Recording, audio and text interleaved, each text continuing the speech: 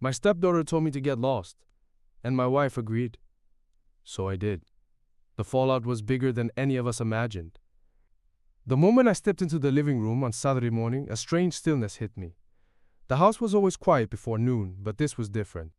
My gaze drifted around the room, searching for the source of my unease. And then I saw it. The collection of family photos on the mantel was wrong. I moved closer to the large, framed print from our Grand Canyon trip last year.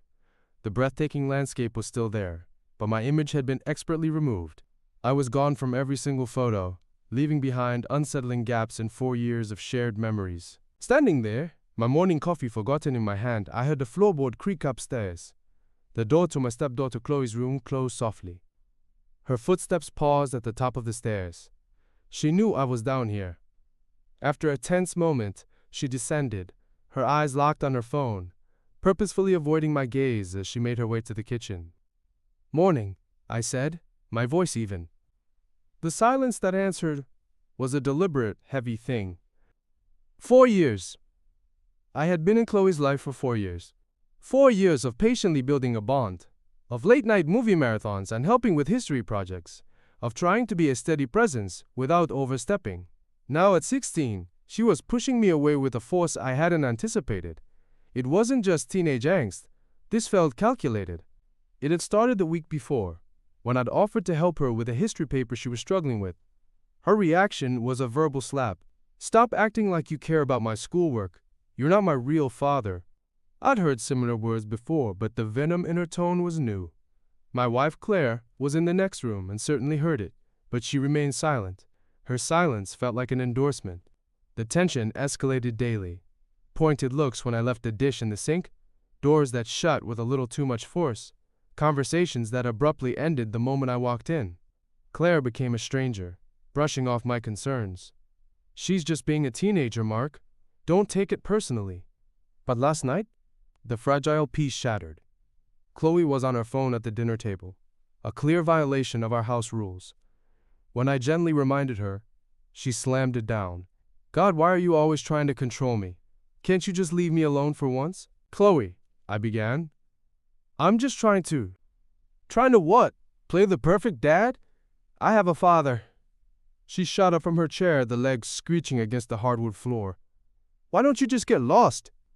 "No one asked for you to be here." I turned to Claire, hoping for something. An intervention. A defense.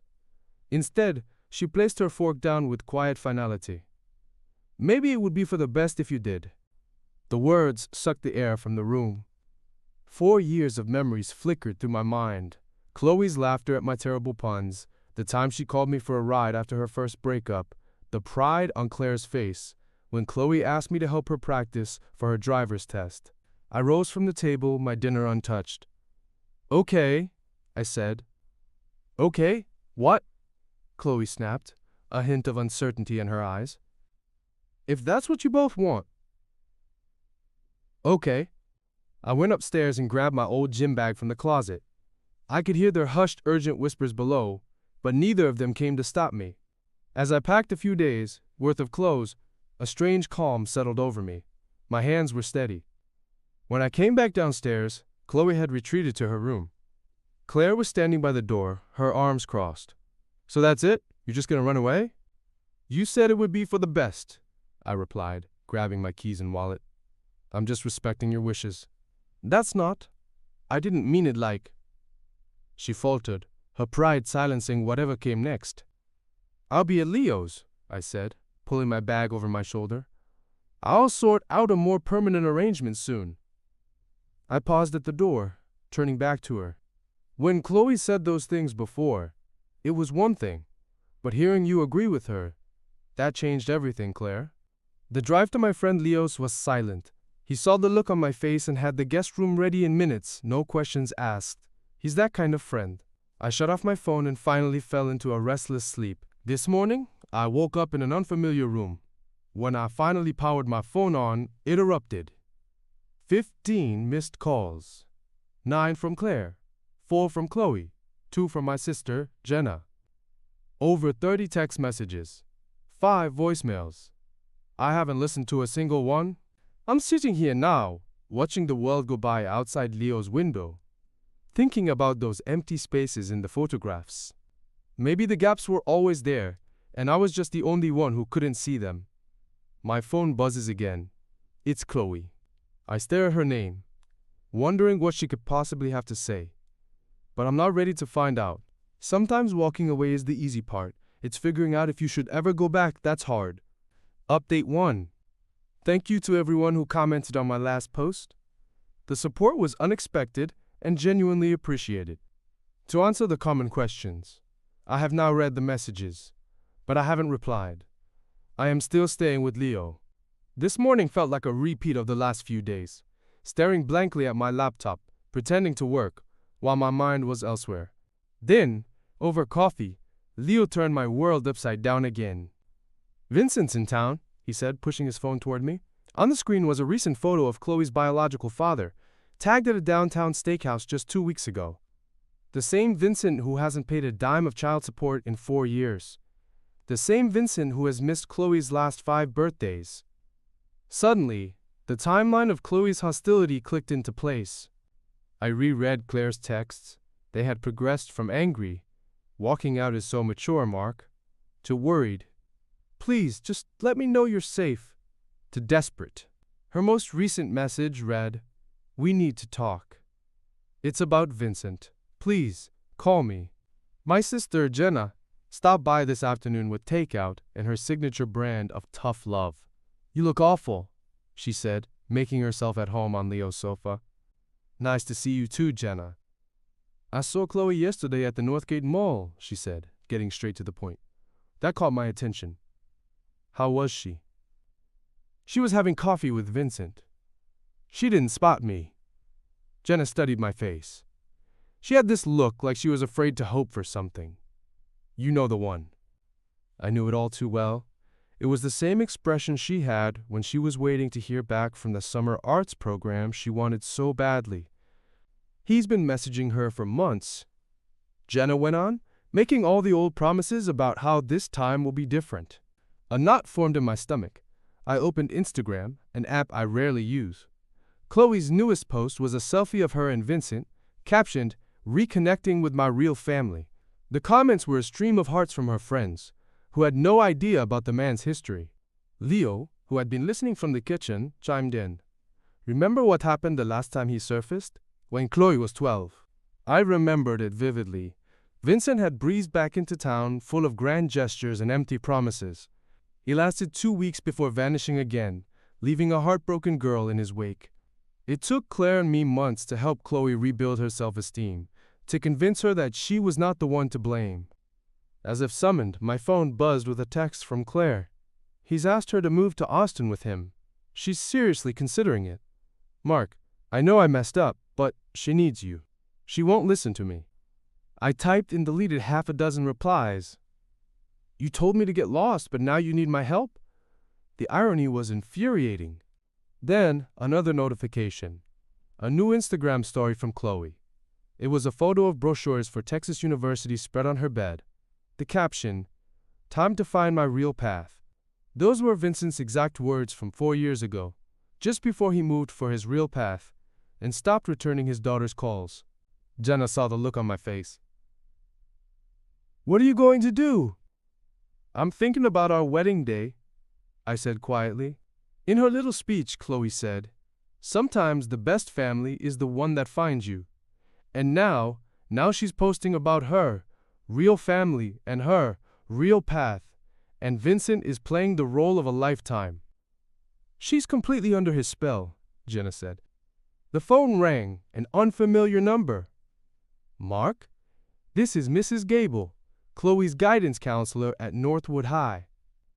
I apologize for the unsolicited call, but I need to speak with you regarding some abrupt changes to Chloe's academic plans.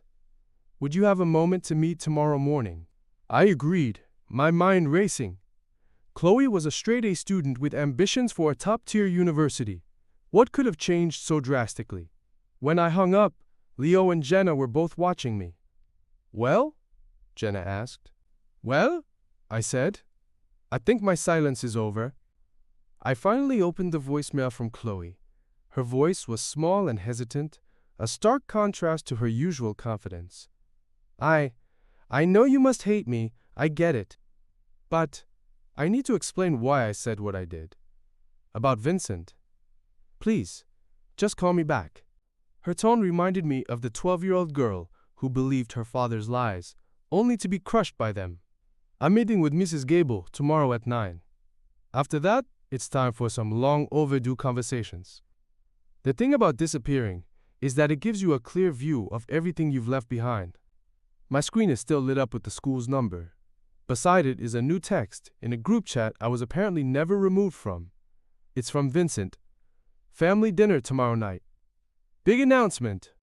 I have a very good idea what that announcement is. And this time, history will not be repeating itself. Update 2. I'm still trying to process the last 24 hours. The meeting with Mrs. Gable was even more alarming than I'd anticipated, and what happened afterward changed everything. I got to Northwood High early and watched the morning rush of students. Several of Chloe's friends saw me, their whispered conversations and quick glances confirming that news of my absence had spread. In her office, Mrs. Gable was direct. Yesterday, Chloe filled out the paperwork to withdraw from her AP courses. She began, pushing a form across the table. She has also resigned from the debate team and the yearbook committee. Her reason was that she's planning to transfer to a new school next semester. My heart sank. Chloe had worked tirelessly for those positions. They were the cornerstones of her college applications. It gets more concerning, Mrs. Gable said. Last week, she requested her official transcripts be sent to 3 private schools in Austin, Texas. She held my gaze. The same city where her biological father, Vincent, recently registered a new business. The pieces clicked into a sickening picture. I showed her the text from Vincent about his big announcement. I'm guessing he's launching some new venture there? She nodded grimly.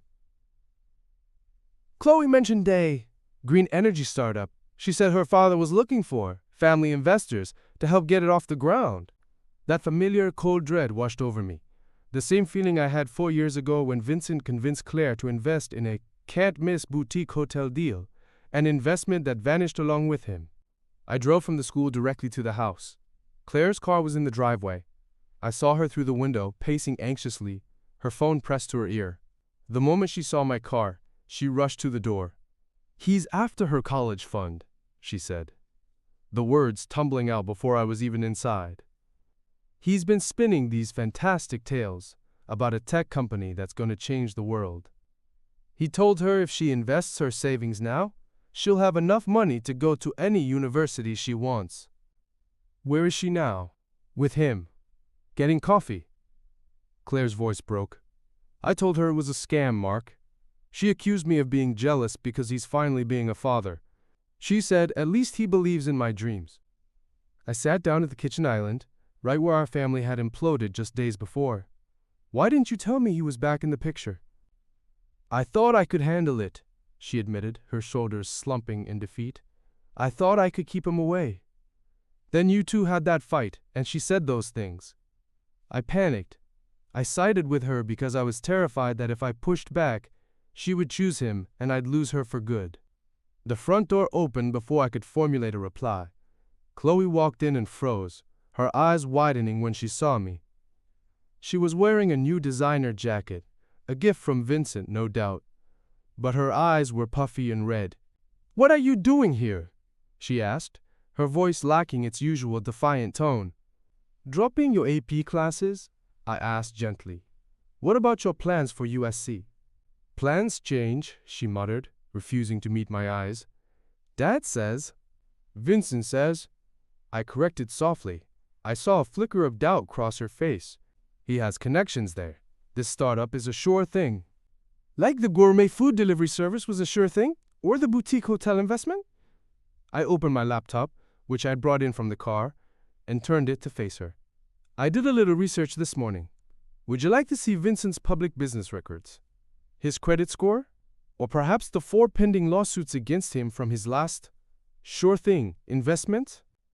Her hands shook as she took the laptop. With every document she opened, her carefully constructed composure began to crumble. When she got to the court filing from the grandmother of another one of his children, suing to recover a stolen college fund, a single tear traced a path down her cheek. He told me, she whispered, swallowing hard.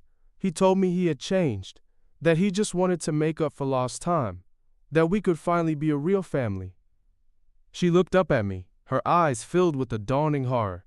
The pictures, he said, I had to take you out of the photos. He said it was the only way to prove to him that I was serious about choosing him, that you were the obstacle. Oh, honey, Claire said, moving to embrace her, but Chloe flinched away. I knew, she whispered, more to herself than to us. I think a part of me knew it was all lies, but I just wanted to believe him so badly. Her phone buzzed on the counter, a text from Vincent. She stared at it for a full minute before silencing it. I have to go, she said suddenly, turning toward the stairs. I need to be alone. We let her. We knew she needed the space to process the betrayal. Claire and I spent the next few hours talking, truly talking, for the first time in what felt like an eternity. We talked about our fears, our mistakes, and our future. Just after midnight, as I was preparing to head back to Leo's, my phone lit up. It was a text from Chloe. I messed everything up. Can we talk? Like, really talk. Not about him or money. Just remember how we used to get ice cream at the corner scoop after my debate meets, and you'd let me vent? Could we do that? I know I don't deserve it, but I'm writing this from my car, parked across the street from that same ice cream shop. It's closed, but the owner is an old friend. He's keeping the lights on for us. Chloe just pulled into the parking lot. She's still in her car, probably trying to work up the courage to get out. So am I. Sometimes the biggest breakthroughs begin with the smallest steps. In our case, it begins with 2 spoons and a pint of Rocky Road at midnight. Final update: that late-night meeting at the corner scoop was the turning point. As Chloe talked, detailing the extent of Vincent's manipulation, she mentioned something in passing that made my blood run cold. He had been pressuring her to get her friends, parents to invest in his startup. That's when it all clicked into place. The pattern of behavior. The lawsuits. This wasn't just a series of personal betrayals. This was his entire business model. The anger I'd been holding back finally found its focus. You know, I said slowly, what he's doing is more than just wrong. It's a crime. Chloe looked up from her half-eaten ice cream. What do you mean? I explained the basics of securities fraud and running illegal investment schemes. Her eyes went wide as she took out her phone, showing me group chats where Vincent had been actively soliciting money from her friends, using her as his unwitting accomplice. After I took Chloe home, I made 2 calls. Jenna has a friend who works in financial regulation, and Leo has a contact in the district attorney's office. By the next morning, we had a plan. Vincent never saw it coming. He was completely focused on his big announcement dinner, the one where he planned to have Chloe sign away her college fund. He'd even invited several of her friends and their parents, seeing them as his next round of victims. The dinner was at a ridiculously expensive restaurant. Vincent was in his element, spinning tales of Austin tech billionaires and guaranteed 100% returns. I let him get through his pitch, waiting until just after the appetizers were served. Then I stood up.